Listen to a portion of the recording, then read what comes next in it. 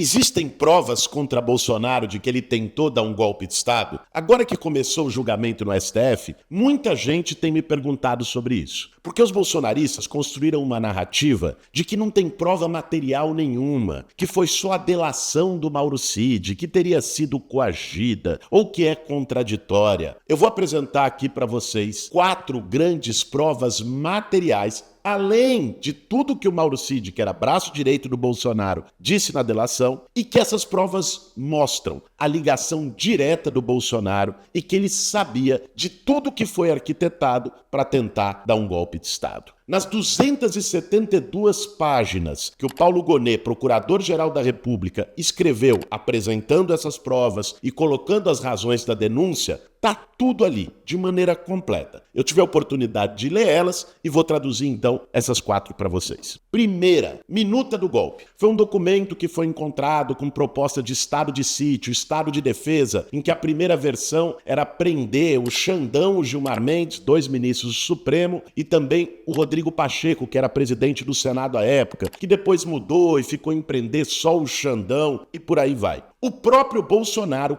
confessou que chegou a discutir com os comandantes militares a hipótese de estado de sítio. Só que ele dizia, bom, isso não é um golpe, é constitucional, o estado de sítio está na Constituição. Estado de sítio está assim como uma possibilidade na Constituição, mas para casos extremos, como guerra civil, não porque alguém perde uma eleição. Alguém trabalhar para decretar estado de sítio depois de uma derrota eleitoral só tem um nome: golpe. Não entra em nenhuma das linhas da Constituição. Este documento foi encontrado na casa do Anderson Torres, que era o ministro da Justiça do Bolsonaro. Até aí alguém podia dizer, bom, o cara podia ter feito isso lá, recebeu de alguém, não falou pro Bolsonaro. Um outro documento, que inclusive tinha o discurso do Bolsonaro, depois que fosse feito o estado de sítio e a prisão do Xandão, foi encontrado na sede do PL, partido do Bolsonaro. Por aí, a gente já tem algumas coincidências. Difícil de acreditar que sejam só coincidências. Mas tem mais. O Mauro Cid, na delação,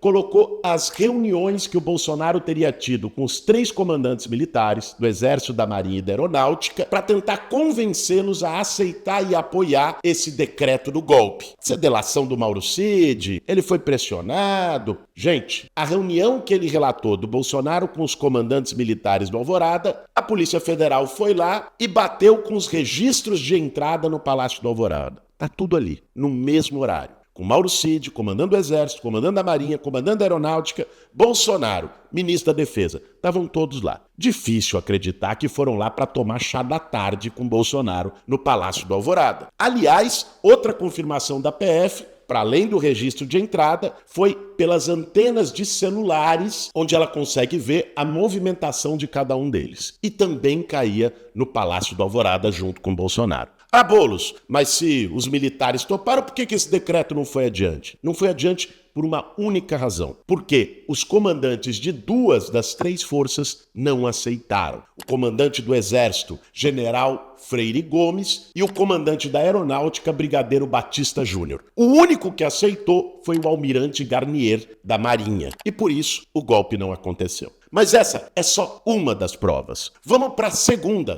também material, respaldada em troca de mensagens do celular do Mauro Cid com outras figuras do governo, a Operação Punhal Verde Amarelo. Todos vocês devem ter ouvido falar, porque saiu muito na imprensa, do plano que foi elaborado para matar o Lula, o Alckmin e o Xandão. E aí a pergunta vem, bom, pode ser um plano, mas como é que a gente vai saber se o Bolsonaro sabia desse plano? Aí tem outras 2 grandes coincidências. Este plano foi imprimido no Palácio do Planalto, no computador do Mário Fernandes, que era Mário Fernandes, secretário executivo da Secretaria-Geral da Presidência da República do Bolsonaro. Foi impresso, tem o registro do Mauro Fernandes, depois de imprimir, de entrada no Palácio do Alvorada, onde estava o Bolsonaro. Coincidência, gente? Outro dia, ele foi impresso no próprio Palácio do Planalto, quando o Bolsonaro estava lá. Alguém em sã consciência acredita que o secretário executivo da Secretaria-Geral da Presidência da República tramou isso sem, ao menos, informar e receber a anuência do próprio presidente da República? Não faz nenhum sentido. Mas não para por aí. Nós temos aí a terceira prova material. São as mensagens apreendidas no celular do Braga Neto. O Braga Neto tinha sido ministro da Defesa do Bolsonaro, depois ministro da Casa Civil do Bolsonaro e depois se tornou candidato a vice do Bolsonaro. Difícil imaginar alguém mais próximo e alinhado com o Bolsonaro do que ele. Pois é, quando o Bolsonaro estava fazendo essas reuniões com os comandantes militares, tentando convencer eles a apoiar o golpe, o celular apreendido do Braga Neto, que hoje está preso, mostrava que ele trocava mensagens com líderes de milícias digitais bolsonaristas, com que objetivo? De denunciar, atacar e pressionar os militares que eram contra o golpe. Até chegaram a fazê-lo publicamente usando um cidadão que era jornalista, entre todas as aspas, comentarista, sei lá,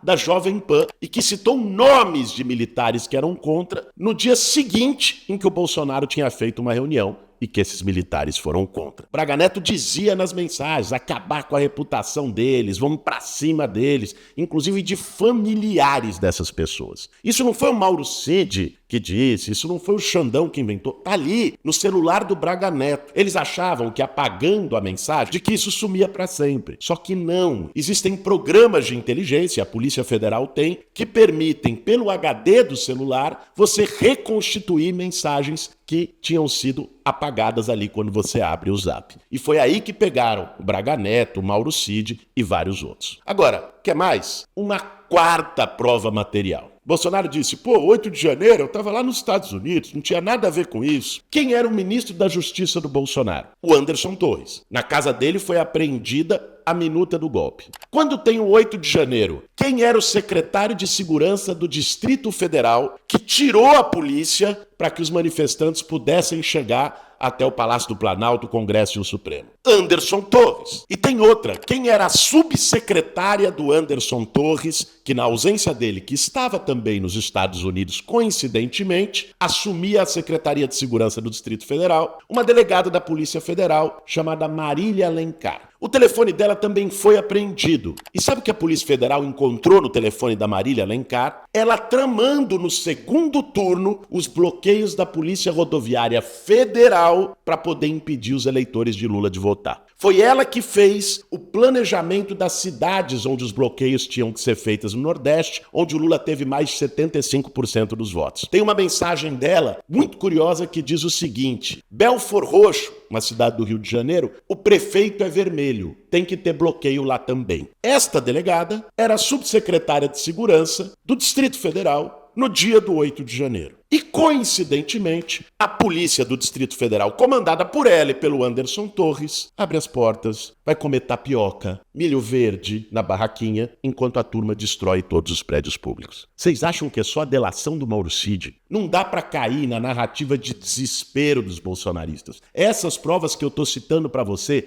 estão todas lá na denúncia. Ali, os prints das mensagens de Zap, as cópias, as reproduções de cada troca de mensagem. Aliás, são 272 páginas. Tem muito mais do que eu estou falando aqui. Quem quiser ver, essa denúncia é pública. Pelo Google você acessa. Eu pude ler ela inteira desta maneira. Então, há provas mais do que suficientes para ligar o Bolsonaro à tentativa de golpe de Estado, ao plano de matar o Lula, o Alckmin e o Xandão por não ter aceitado o resultado das eleições. Vocês conseguem imaginar o que seria do Brasil hoje se eles tivessem feito isso? O Brasil seria uma ditadura. Se os caras estavam dispostos a matar o presidente eleito e um ministro do Supremo, o que eles não estavam dispostos a fazer com um cidadão comum que tivesse uma opinião diferente da deles? É sério, é grave. Isso não é vingança política, ficar olhando para o passado. Não. Punir os golpistas e o chefe deles, Bolsonaro, é meio que um antídoto, uma condição para que não tenha um salvo-conduto. Porque pensa bem, se alguém tenta dar um golpe nessas dimensões e não sofre nenhuma consequência, você não acha que vai tentar dar de novo se tiver oportunidade? Ou que outros, se tiverem a oportunidade, inspirados pela impunidade, não vão tentar dar de novo?